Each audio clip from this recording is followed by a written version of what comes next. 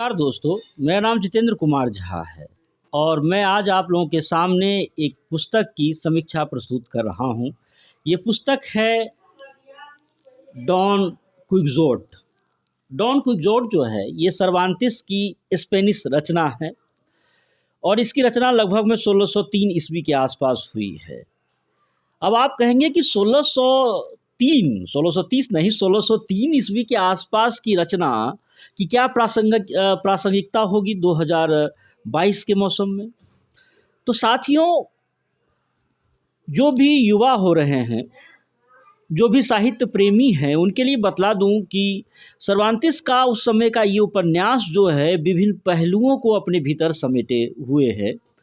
सबसे पहली बात जो इसमें आती है वो ये है कि उस समय जिस तरह की साहित्यिक गतिविधियां थी वो ज़्यादातर ऐसी गतिविधियां थी जिसमें वीर गाथाओं का वर्णन हुआ करता था और वीर गाथाओं में अतिशयोक्ति का वर्णन हुआ करता था। हमारे हिंदुस्तान से आप उसमें उदाहरण ले सकते हैं, चाहे आप राम कथा का रामचरितमानस को ले लें या पद्मावत को ले लें या कुतवन के साहित्य को ले लें या मृगावती को ले लें, मधुमालती को ले लें या फिर जो सती की जो कथा है ईश्वरी दास के फाग को ले लें या फिर सत्यवती की जो कथा है ईश्वर दास की जो रचना है। ये सब जो कथाएं हैं ये इस तरह की कथाएं थी जो अति कल्पनीय कथाएं थी।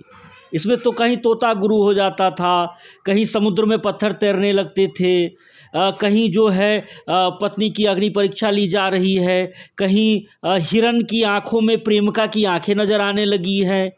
इस तरह की अति कल्पनीय साहित्यिक पद का दौर था। उसी वैसा ही दौर विश्व में भी था, पद का दौर। लेकिन सर्वांतिस उस समय जिस गद्य को लेकर उपस्थित होते हैं उस गद्य ने पूरे विश्व के गद्य साहित्य का नेतृत्व किया, जिसमें से सर्वांतिस के इस उपन्यास को हम प्रमुखता में ले सकते हैं। वस्तुतः इसमें अलौकिक घटनाओं को छोड़कर, अति कल्पनीय घटनाओं को छोड़कर और अति कल्पनीय घटनाओं को एकदम नाटकीय ढंग से प्रस्तुत किया गया है। इस कहानी का नायक डॉन क्विक्सोट है जो बहुत सारी घटनाओं को अंजाम देता है जो उसकी मूर्खतापूर्ण घटनाएं ही होती है। उसे लगता है कि वो वीर योद्धा है, वो बाहर निकलेगा, बाहर जाकर जो भी शोषित है, जो दुखी है, जो द्रवित है, उसकी मदद करेगा और उसका नाम होगा पूरी जगत में। तो लेखक यहाँ इन सब बातों को सिरे से नकारता है और कहता है कि आदमी को कामयाबी उसी में मिल सकती है कि जिस काम के में वो शिद्दत है, जिस काम की उसने ट्रेनिंग ली है, जिस काम में वो पारंगत है और वो काम जो उसके आसपास के जो अपने काम है। एक पति अपनी पत्नी से प्रेम करके बहुत मर्यादित हो सकता है, एक पत्नी अपने पति के प्रति समर्पित होकर बहुत मर्यादित हो सकता है। और ये बात आप उस भक्ति काव्य में हिंदुस्तान में देख सकते हैं। कबीर ने तलवार नहीं उठाया, वो सूत काट रहे हैं, सूत काटना नहीं छोड़ा, वो सूत काटते काटते कवि बने। रैदास ने अपना काम नहीं छोड़ा, वो जूता ठीक करते हैं और जूता ठीक करते करते वो महान कवि बने। ठीक उसी प्रकार से इस रचना में ये जो मौलिक बातें हैं कि जो काम हमारे पास है उस काम को करना है, शिद्दत से करना है, तभी हमें कामयाबी मिलेगी। और दूसरी जो सबसे महत्वपूर्ण घटना है इस किताब की, जो पढ़ना चाहिए, हर युवा को पढ़ना चाहिए, जो भी शादी करना चाहता है, जो भी प्रेम में है, उसे तो ज़रूर पढ़ना चाहिए कि इसमें हर तरह के प्रेम का वर्णन है।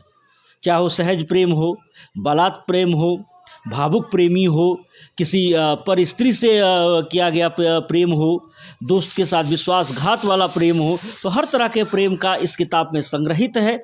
तो ज़रूर इस किताब को पढ़िए और 1603 में जब आप जाएंगे तो देखेंगे किस तरह से एक नई दुनिया के लिए द्वार खोल रहे हैं, खासकर औपन्यासिक साहित्य के लिए सर्वांतिस।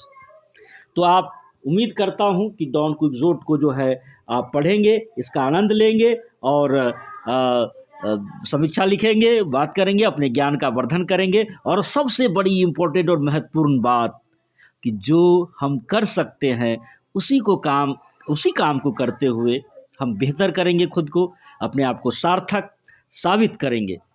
क्योंकि कोई भी काम छोटा नहीं होता है, क्योंकि चौकीदार का भी जीवन में उतना ही महत्वपूर्ण हाथ है जितना कि मुकेश अम्बानी जी का होगा। मुकेश अम्बानी जी सुरक्षित रहेंगे उनके ही अंदर में, है ना। ड्राइवर का भी उतना ही बड़ा काम है। तो मतलब जो भी काम जो कर रहा है वो महत्वपूर्ण है। इस किताब को पढ़िए, आनंद लीजिए और हमें बताइए। धन्यवाद।